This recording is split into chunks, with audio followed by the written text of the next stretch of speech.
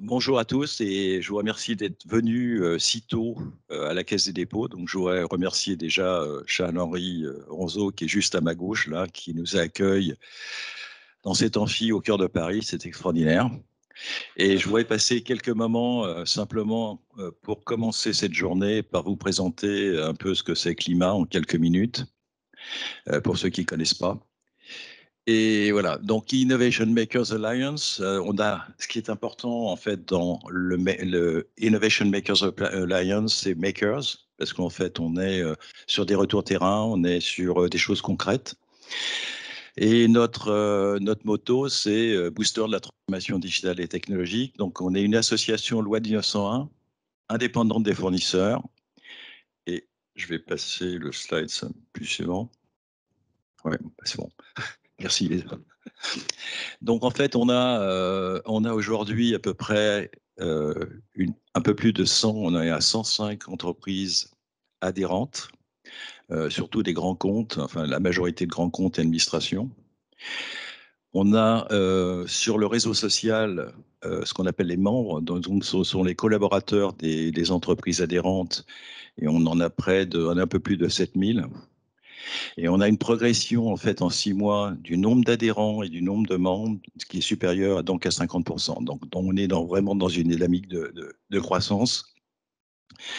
Chose particulière, en fait, on est un oiseau rare, je pense, parce que Lima, c'est 2 melting pots. C'est un premier melting pot qui est la réunion dans une même association de gens qui viennent de la tech, qui viennent des métiers de l'innovation. Donc dans la tech, c'est tout ce qui est DSI, c'est tout ce qui est recherche et développement. Et puis un deuxième melting pot avec des gens qui, au sein des entreprises, sont plus dans anticiper demain, déployer, accélérer les innovations et technologies dans les métiers, tout ce qui est change management et tout ce qui est garantir l'innovation responsable.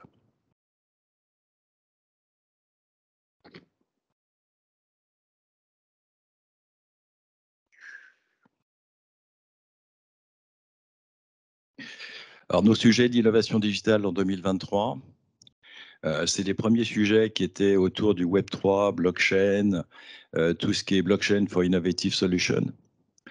Donc, on a traité tout ce qui était crypto, NFT, DeFi, engagement de marque dans le Web3, intégration du blockchain Web3 dans le SI, l'entité numérique décentralisée. Vous trouverez de toute façon les livres blancs qui ont été publiés juste à la sortie. Bien sûr, tout ce qui est en jaune d'ailleurs, vous avez tout ce qui est game changer, et puis les autres, c'est en fait tout ce qui est accélération des innovations. Donc, IA pour la création de valeur, IA responsable de confiance. On a un livre blanc qui vient d'apparaître sur tout ce qui est certification des IA responsables. On a un grand sujet qui est tout ce qui est réalité augmentée, réalité mixte, sur tout ce qui est métaverse de formation, métaverse événementiel, et puis AR, VR. Sur ce sujet, on a eu le 1er juin donc un Imagine Day sur tout ce qui était métaverse de formation événementielle. Et puis, un des premiers sujets qu'on a traité, qui était le low-code, avec les choix de plateforme, gouvernance, citizen developer, citizen AI, etc. Merci Lisa. Alors, ce qui est important, c'est que on a une particularité de Lima, c'est tout ce qui est intelligence collective. Il faut savoir que la seule personne qui gère l'ensemble des livrables qui sont produits depuis 12 mois est en face de moi. Lève-toi. Sur scène, François. Viens avec moi, sur scène. Et François, en fait, donc en 12 mois, a produit à peu près 15, c'est ça, 16 livrables. C'est pas que moi. Vas-y, je te laisse. Peut-être tu peux parler, j'ai l'autre. Voilà, ça va.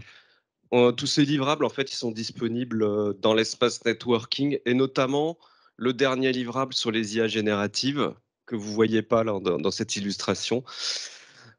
Et puis surtout, n'hésitez pas à télécharger les versions numériques. Ce sera meilleur pour la forêt d'Amazonie. Merci.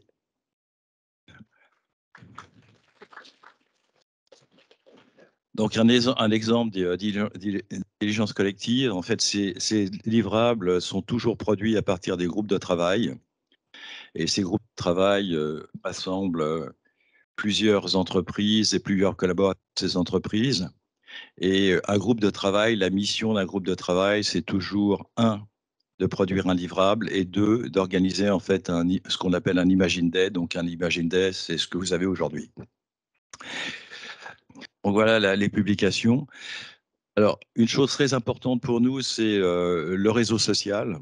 Le réseau social avec une fonction extrêmement importante qui est le forum d'entraide. Et ce forum d'entraide, il permet à chacun d'avoir un chat GPT augmenté avec plus de 7000 personnes qui peuvent répondre de confiance, qui peuvent répondre à vos challenges. Ce qui est important dans ce forum d'entraide, c'est qu'il nous permet en fait aussi d'identifier quels sont les sujets qu'on doit traiter. Lorsqu'on a une demande d'entraide qui a plus de 25 réponses dans la semaine, on sait que c'est un sujet qu'il va falloir traiter. L'exemple parfait, c'est à traiter par exemple le métaverse, puisque Philippe Kérignard, qui était le directeur de l'innovation de Bouygues Télécom, qui était, parce que maintenant il est toujours dans le groupe, mais en fait, à qui sa direction générale avait demandé un position paper sur le métaverse, a fait une demande d'entraide des métaverse et si on partageait nos réflexions. Et soudainement, il a eu plus de 25 réponses en disant on est dans la même situation, on aimerait bien se regrouper, travailler ensemble. Et c'est ce qui s'est passé. Et donc, ils ont créé en fait un squelette de position paper. Et ce qui était extrêmement intéressant, c'est d'avoir en fait en dessous, avec le squelette, en fait un benchmarking de l'ensemble des gens qui étaient soit en avance de phase ou derrière, etc., sur la production de ce position paper. Voilà, donc d'autres aspects sur le forum d'entraide, je vous invite tous à y aller, c'est tout ce qui est le trip avec du digital, et puis l'accès aux livrables, etc., etc. J'ai plus que 2 minutes 47, c'est bien. Alors, on a, dans l'idée de l'acculturation, on a créé, donc des do tanks, c'est généralement 1h30 de partage entre pairs. Ça se passe au rythme des do tanks, donc toutes les 6 semaines, etc. Ça rassemble parfois 15 personnes. Et le dernier sur l'INA générative, par exemple, le premier qu'on a eu ou le deuxième, il y a eu plus de 70 personnes qui étaient connectées. Ça dépend en fait du sujet. On a 2 événements dont je vous parlerai plus tard, qui sont le DIMS et l'ITES, et qui sont les événements phares en fait de l'IMA. Et puis on a ce qu'on appelle un deep dive. Un deep dive, c'est lorsqu'un adhérent invite ses pairs à visiter son arrière-cour, c'est-à-dire son organisation, ses projets, etc. Le dernier que nous avons fait, c'était chez Airbus à Toulouse, et le prochain que nous allons faire chez MBDA, et les places sont limitées. Voilà. Donc les événements pour vous, et ce qui est important, donc il y a le deep dive de MBDA. Donc si on est dans la data, c'est Data et Digital Learning. On a un événement toujours sur la data qui se passe au ministère des Finances, cette fois-ci, donc à Bercy, en face de l'amphi des ministres, et qui est sur Data Mesh et Cloud Data Platform. On a un Imagine Day qui se passe aussi le 9 novembre. Et pareil, à chaque fois qu'on a quelque chose comme... alors ce qui manque, pardon, excusez-moi, ce qui manque, c'est le prochain sujet, c'est au mois de septembre, c'est sur la cybersécurité, mais l'IA pour la cybersécurité. Donc à chaque fois qu'on traite même des sujets d'IT, etc., on va les traiter sous l'angle de l'innovation. Donc on a Imagine Day, low code, no code, et là c'est avec l'IA générative. Et puis on a à la fin, donc on revient sur tout ce qui est métaverse et Web3, même si le sujet est un peu en déclin. Et puis je pense que le 18 janvier, on pourra refaire une session comme celle-ci sur tout ce qui est IA générative corporate. Et une chose importante, c'est qu'au début janvier, on aura donc les... Bonjour Laurent, merci. On aura donc les trophées de Innovation Makers et que l'on fait en association avec BFM TV. Voilà.